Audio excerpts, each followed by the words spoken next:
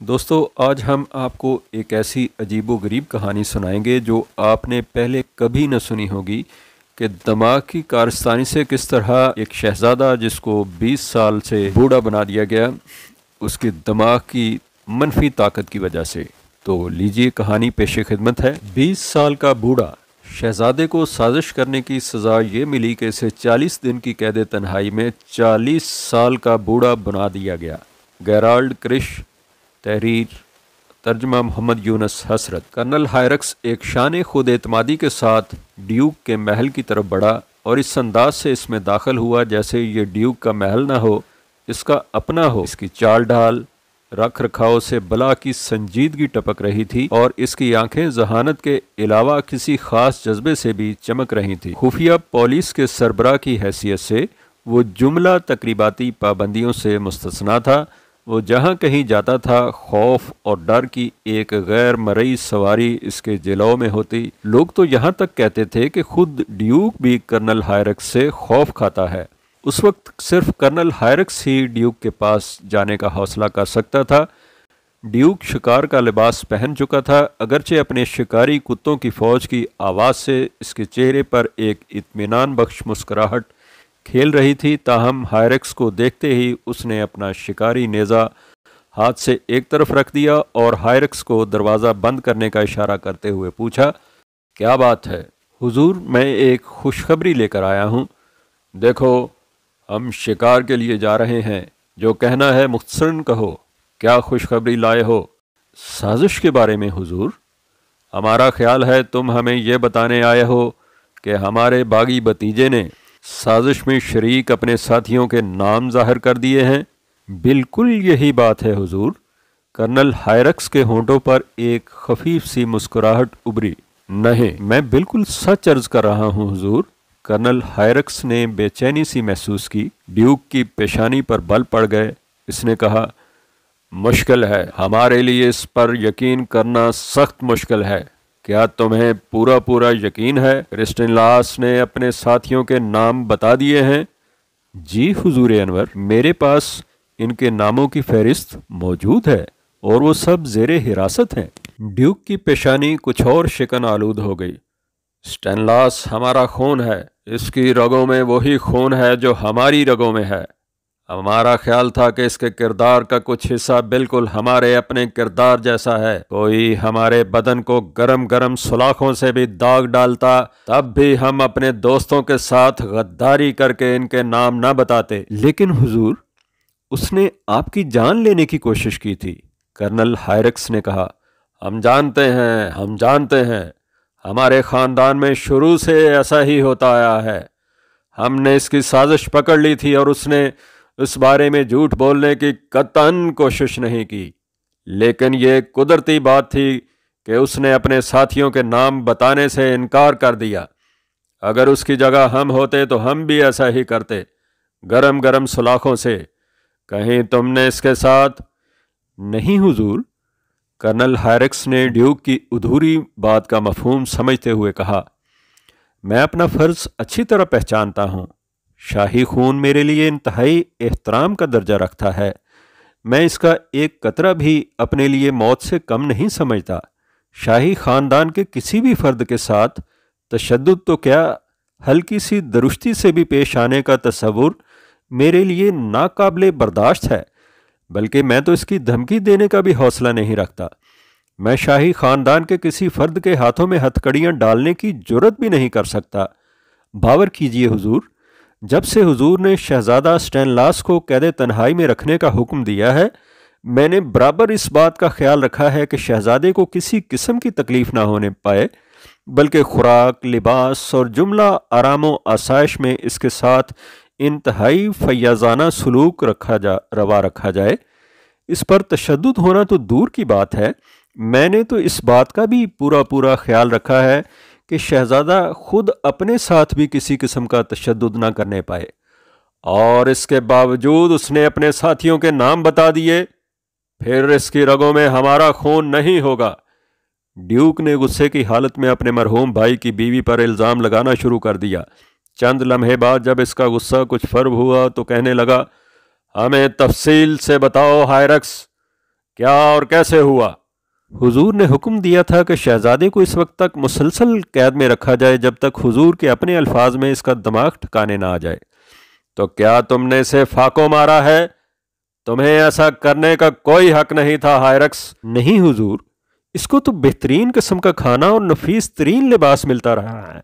हमारा मसला तो वक्त ने हल किया है। वक्त ने? कौन से वक्त ने? शहजादे को कैद हुए तो अभी 2 माह भी नहीं हुए।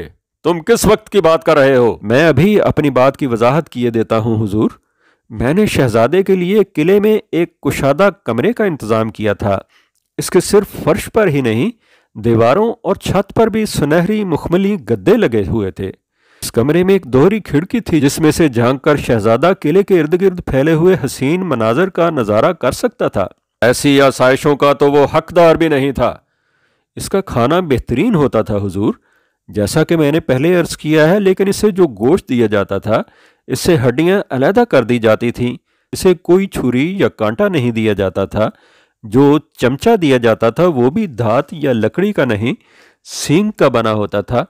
क्योंकि शुरू शुरू में इसने कुछ ऐसे गैज़ो गज़ब का मुजाहरा किया था कि मुझे ये अंदेशा हो चला था कि अगर इसे धात या लकड़ी की बनी हुई कोई भी चीज़ दी गई तो वो इससे अपने आप को मार डालने की कोशिश करेगा। हाँ, हमें मालूम है इसकी तबीयत में शुरू से इश्ताल है। उसे बहुत जल्द गुस्सा आ जाता है और इस गुस्से की हालत में वो अपना बुरा भला कुछ नहीं देखता। हाँ तो फिर हुजूर, हमने शहजादे से इसके सर के बाल तराशने की इजाज़त चाही। उसने इजाज़त दे दी। इसके क्या ज़रूरत पेश आई?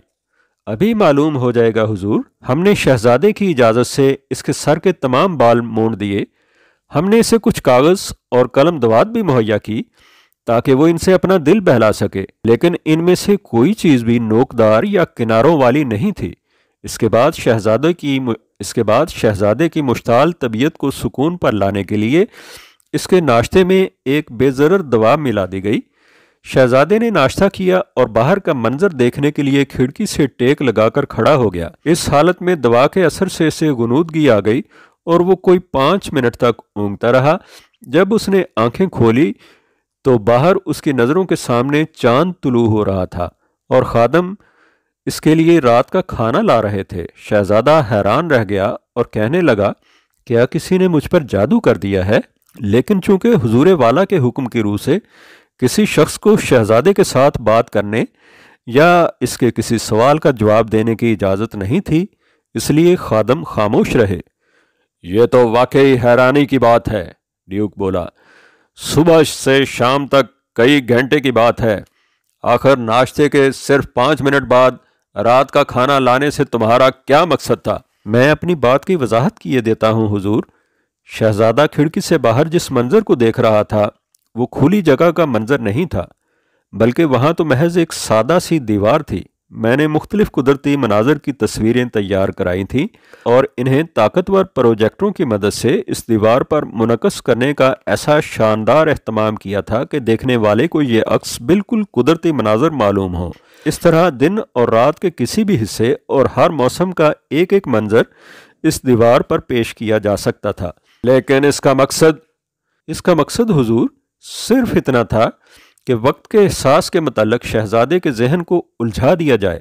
दवा के असर से उसे जल्द ही गहरी नींद आ गई और फिर एक होशियार हुजाम ने उसकी दाढ़ी मूंड दी और उसके नाखून तराश दिए। कैदी लोग अपने बालों और नाखूनों के बढ़ने से किसी हद तक वक्त और मुद्दत का अंदाज़ा कर लेते हैं, इसलिए शहजादे को मुतहय्यर करने के लिए इसके बाल और नाखून तराश देना ज़रूरी था, ताकि शहजादा गुजरते हुए वक्त का अंदाज़ा लगाने के लिए बालों और नाखूनों की बजाय अपने दिमाग से काम लेने पर मजबूर हो जाए और इसका दिमाग उस रास्ते पर चल निकले जिस पर मैं उसे डालना चाहता था।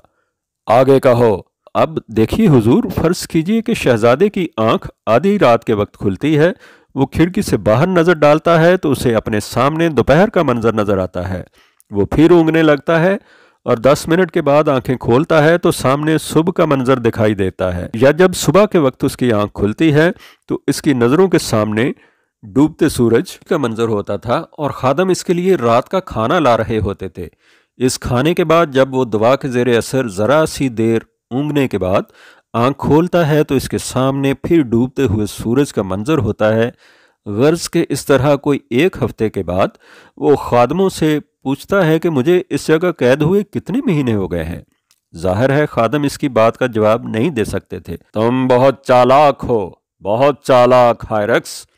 कर्नल हायरक्स झुककर आदाब बजा लाया और कहने लगा, ये सब हुजूर की इनायत है। अब देखिए हुजूर, अगरचे महीना जुलाई का था, लेकिन एक सुबह जब शहजादे की आंख खुली तो उसने अपने सामने टुंड-मुंड दरख्तों का मंजर देखा जिन पर बर्फ पड़ी हुई थी। बाज़ औक़ात इसके नाश्ते, दोपहर के खाने और रात के खाने में महज चंद मिनट का वक्फा होता। बाज़ औक़ात चंद घंटे गुजरने के बाद शहजादे के सामने ख़ज़ां के आगाज़ का मंजर होता, जबकि इससे चंद घंटे पहले इसने वस्ते सरमा का मंजर देखा था। मैंने इस बात का भी एहतमाम किया कि शहजादे के खादम और पहरेदार अपने लिबास और हुलिये के एतबार से वक्त गुजरने के इस तासुर को पुख्ता करते हुए नजर आए जो मैं शहजादे पर कायम करना चाहता था। दारोगा के हमरा 2 बुल डॉग रहा करते थे। मैं अपने मंसूबे के मुताबिक इन कुत्तों को भी तब्दील करता रहा। जिस उम्र के कुत्ते पहले थे, बाद में इससे ज़्यादा उम्र के कुत्ते रखे गए, इसके बाद इनसे और बड़े। फिर इस दारोगा की जगह एक नौजवान दारोगा तैनात कर दिया गया। इसके साथ दूसरी नस्ल के कुत्ते थे, इनके बारे में भी यही एहतमाम किया जाता। ये कुदरती बात है कि मैंने खुद कभी शहजादे के कमरे में कदम नहीं रखा, लेकिन मुझे इसकी हालत की इत्तला बराबर मिलती रहती थी और हुजूर, चंद हफ्ते बाद ही शहजादा ये समझने लगा कि इसे कैद में आए 20 बरस हो गए हैं। 20 बरस? ड्यूक ने हैरान होकर कहा, सिर्फ चंद हफ्तों में? जी हुजूर, हायरक्स ने अदब से कहा। मैंने एहतियात भी तो हर तरह से कर रखी थी। शहजादे के कमरे का दर्जा हरारत एक मुस्तकिल दर्जे पर रखा जाता था। जब शहजादा सो रहा होता तो उसके कपड़े उतारकर उसे दूसरे कपड़े पहना दिए जाते जो उसी नमूने के लेकिन ज़रा फटे पुराने हुआ कर। मैंने ये भी बंदोबस्त किया कि इसके कपड़े बतदरीज ढीले होते जाएं ताकि वो ये समझे कि लंबी मुद्दत की कैद से वो सूख गया है। तुम गजब के चालाक हो हायरक्स, ड्यूक ने कहा। इसके बदन में हल्की सी सनसनी दौड़ने लगी थी। हम शहजादे की जगह होते तो इस कैद की बजाय फांसी के तख्ते पर चढ़ जाना ज्यादा पसंद करते। लेकिन हुजूर, इसमें पसंद को दखल ही कहाँ था? मेरा सारा मंसूबा तो ये था कि शहजादे को अपने गिरदो पेश से मुकम्मल तौर पर लाइल्म रखा जाए। क्या आप मेरी बात को समझ गए हैं हुजूर? हाँ हाँ, तुम्हारा मकसद ये था कि शहजादे के जहन में ये बात बैठा दी जाए कि इसे कैद की हालत में बहुत वक्त गुजर गया है। हर चंद के अभी महज चंद घंटे ही गुजरे हैं। जी हुजूर, मेरा यही मकसद था। मैंने बड़ी एहतियात से एक ऐसा निज़ामुल औकात तैयार किया है कि 4 मिनट एक कैदी को 48 घंटों के बराबर मालूम हो। मैं एक बार हुजूर को इस बात का यकीन दिलाता हूँ कि शहजादा के साथ किसी किस्म का तशद्दुद नहीं किया गया, ना इसे भूखों मारा गया है। उसे कमोबेश इस किस्म के खाने दिए जाते रहे हैं जैसे हुजूर तनावल फरमाते हैं। फ़र्क सिर्फ इतना है कि शहजादे को मौसम के मेवे बेमौसम मिलते रहे हैं। आध घंटे के कलील वक्फे को शहजादे ने कमोबेश 1 माह की तवालत महसूस किया। हुजूर के नाश्ते और दोपहर के खाने के दरमियानी वक्फे को शहजादे ने तकरीबन 1 साल के मसावी तस्वुर किया। तुम्हारी मेहनत काबिले दाद है हायरक्स। हमारे ख्याल में इससे उसे अच्छा सबक मिला होगा कि अपने बूढ़े चचा के खिलाफ साजिश नहीं करनी चाहिए थी। लेकिन हाँ, ये तो तुमने बताया ही नहीं कि शहजादे ने अपने साथियों से गद्दारी कैसे की। उसके नाम कैसे बता दिए? हुजूर, शहजादे ने अपने साथियों से गद्दारी बिल्कुल नहीं की। तो फिर मेरा मतलब है कि शहजादे ने जानबूझकर अपने साथियों के नाम फाश नहीं किए। ओह, तुम्हारी दवाओं ने शायद इसको पागल बना दिया है, ड्यूक ने कहा। नहीं हुजूर, शहजादे को दवाएं बहुत कम और एहतियात से दी गई हैं, और वो भी सिर्फ पहले 3 हफ्तों के दौरान। ये तो वक्त का एहसास था जिसने सारा कारनामा सर किया है। मसनूई खारजी तब्दीलियों के ज़रिए शहजादे को वक्त गुजरने का तासुर दिया जाता रहा था। इसकी नज़रों के सामने कुदरती मनाजर बदल रहे थे। मुहाफ़िज़ और इनकी वर्दियों के नमूने तब्दील हो रहे थे। एक बार मेरे हुक्म के तहत एक मुहाफ़िज़ ने शहजादे के कमरे में एक अखबार गिराया जिस पर आज से 15 साल बाद की तारीख पड़ी थी। मैंने उसी का एक ही शुमारा तैयार करवाया था और उसमें इन लोगों और उन मामलों के बारे में खबरें छपी थीं जिनके मतलब हुजूर ने भी कभी कुछ नहीं सुना। तुमने वाकई कमाल कर दिखाया हायरक्स, ड्यूक ने कहा, लेकिन तुमने शुरू में शहजादे को कागज और कलम देने का जिक्र किया था। ये तो बताओ, उसने इनसे कुछ काम भी लिया? उसने कुछ तहरीर नहीं किया? वो कुछ तुकबंदी करता रहा है हुजूर, लेकिन इससे हमें कुछ गर्ज नहीं। मैं मतलब की बात अर्ज करता हूँ। जब शहजादे को इस कैद की हालत में 40 दिन गुजर गए तो 2 अफसर इसके कमरे में दाखिल हुए। इनकी वर्दियां अजीब सी थीं। एक अफसर नौजवान था, इसकी वर्दी खाकिस्तरी रंग की थी। दूसरा अफसर बड़ी उम्र का था, लेकिन उसने एक ढीला डाला चोगा पहन रखा था। वो आते ही शहजादे के कदमों में गिर गए और कहने लगे, हुजूर, आप हमारे मुहाफ़िज़ हैं, आप हमारे रहनुमा हैं, आप हमारे बादशाह हैं। फिर उन्होंने इसे बताया कि ड्यूक का इंतकाल हो चुका है, मुल्क में नई पार्टी की हुकूमत कायम हो चुकी है और इसने आपको अपना बादशाह बनाने का फैसला किया है। ड्यूक ने कहकहा लगाया। शहजादा तो खुशी से उछल पड़ा होगा ये सुनकर। नहीं हुजूर, हायरक्स ने जवाब दिया। वो कहने लगा, मैं इसके अल्फाज दोहराने के लिए माजरत चाहता हूँ। वो कहने लगा, वो बदमाश कभी मुझ पर बहुत मेहरबान था, लेकिन इस बात को एक अरसा गुजर चुका है। मैं इतनी मुद्दत तक कैद में रहा हूँ। मेरे दोस्त और साथी तो मर चुके होंगे, बाज बूढ़े हो गए होंगे। आहा, हम समझ रहे हैं सारी बात, ड्यूक ने कहा। जी हुजूर, शहजादे की बात सुनकर बूढ़े अफसर ने कहा, हुजूर, अगर आप हमें ये बताने की तकलीफ फरमाएं कि हुजूर की मुराद किस किस से है तो हम पता करने की कोशिश करें। इस पर शहजादे ने 40 नामों की एक फहरिस्त इन अफसरों के हवाले कर दी। लीजिए, मुलाजा फरमाइए। हायरक्स, तुमने कमाल कर दिया, ड्यूक ने खुशी से कहा। और शहजादा, इसका क्या हाल है अब? हुजूर, जब शहजादे और दोनों अफसरों के दरमियान ये गुफ्तगू हो रही थी तो मैं कमरे के एक बैरूनी सुराख से देख रहा था। शहजादा जब मेरी निगाहों के सामने आया तो मैं हैरत ज़दा रह गया। जहाँ चंद हफ्ते पहले 20 साल का एक जवाने राना था, अब वहाँ झुर्रियाँ बरे चेहरे और सूखे मुरझाए जिस्म वाला एक 60 साला बूढ़ा खड़ा था। ड्यूक खामोश रहा। कर्नल हायरक्स ने इस कागज़ की तरफ इशारा किया जिस पर शहजादे के साथियों के नाम दर्ज थे। क्या हुजूर इन बागियों के लिए फांसी की सज़ा तजवीज़ फरमाएंगे? नहीं, ड्यूक ने कहा, हम इन्हें मुआफ़ी देकर दुश्मन से दोस्त बना लेंगे। स्टैनलास कहाँ है इस वक्त? सो रहा है हुजूर, हायरक्स ने जवाब दिया। तुम्हारा जवाब नहीं हायरक्स, ड्यूक ने कहा। हमने तुमसे वादा किया था कि अगर तुमने इस मामले को खुश उसलूबी से निपटा दिया तो हम तुम्हें खिताब और जागीर से सरफराज करेंगे।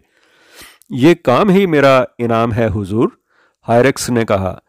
नहीं, तुम वाकई इनाम के मुस्तहक हो। आज से ओपा की जागीर तुम्हें दी जाती है। हुजूर, मेरे पास अल्फाज नहीं कि आपकी इस इनायत का शुक्रिया अदा कर सकूं। इसकी कोई ज़रूरत नहीं, अब जाओ। हायरक्स झुककर अदाब बजा लाया और वहां से रुखसत हो गया। हायरक्स के जाने के बाद ड्यूक ने अपने मोतमद को तलब किया। एक संजीदा और मुस्ताद किस्म का नौजवान सामने आकर आदाब बजा लाया। क्या हुक्म है हुजूर? कर्नल हायरक्स आज से कर्नल बैरन ऑफ ओपा हैं, ये बात लिख लो। बहुत बेहतर हुजूर, ड्यूक ने कदरे बेचैनी से फर्श पर इस कोने से उस कोने तक जैसे चहलकदमी की। वो कुछ सोच रहा था। फिर उसने मुतमद से कहा, और हमारी तरफ से कोतवाले आजम के नाम एक हुक्म तहरीर करो, लिखो। सेक्रेटरी लिखने के लिए मुस्ताद हो गया। ड्यूक ने हुक्म लिखवाना शुरू किया। कर्नल हायरक्स के नए मनसब को पेश नज़र रखते हुए, जिसे हमने हाल ही में बैरन ऑफ ओपा के खिताब से सरफराज किया है, आप एक खालिस रेशमी फंदे का बंदोबस्त करें और इससे कर्नल हायरक्स को फांसी दे दें। इस हुक्म पर ड्यूक ने अपने दस्तखत किए और मोहर लगाते हुए आहिस्तगी से कहा, इसका दिमाग शैतान का दिमाग है। अगर ये जिंदा रहा तो किसी को चैन की नींद नसीब नहीं हो सकती। एक अजीब सी खुनक उदासी ड्यूक पर मुसल्लत हो गई थी। वो देर तक बाहर की तरफ देखता रहा और खामोशी से दीवार पर लगे हुए अजीम शाही घड़ियाल की टिक टिक सुनता रहा। फिर इसने सेक्रेटरी से कहा, शिकारियों को वापस भेज दो, आज हम शिकार पर नहीं जाएंगे। बहुत बेहतर हुजूर, हम स्टैनलास को देखना चाहते हैं। क्या इसे यहाँ तलब कर लिया जाए हुजूर? नहीं, हम खुद इसके पास जाएंगे। सेक्रेटरी ने डरते डरते अर्ज़ किया, क्या हुजूर का इरादा है कि हम अपनी करीमुन नफ्सी से काम लेते हुए उसे माफ़ फरमा दें? नहीं, ड्यूक गुस्से से बड़बड़ाया, हमारा इरादा यह है कि इस बदकिस्मत नौजवान से इल्तमास करें कि वो अपनी करीमुन नफ्सी से काम लेते हुए हमें माफ़ कर दे।